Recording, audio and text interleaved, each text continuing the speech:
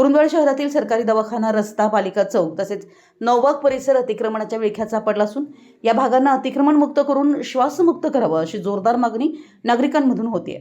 वाढत्या बेकायदेशीर पार्किंगमुळे वाहतूक कोंडी, अपघाताचा धोका आणि नागरिकांमध्ये वादाचे प्रकार दिवसेंदिवस वाढत आहेत।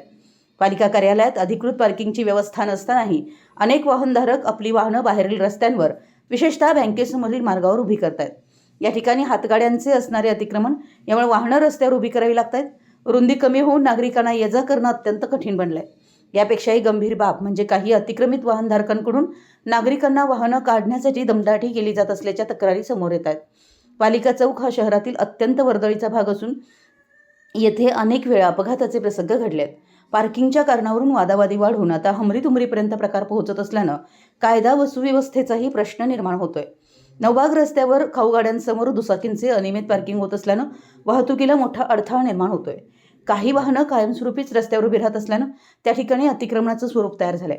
परिणामी या मार्गावर नेहमीच वाहतूक विस्कळीत होत असल्याची नागरिकांची तक्रार आहे। सर्वोच्च न्यायालयाच्या आदेशानुसार सार्वजनिक रस्त्यावरील अतिक्रमण हटवणं बंधनकारक असतानाही पालिका प्रशासनाकडून ठोस कारवाई होत नसल्याबद्दल नाराजी व्यक्त केली जाते।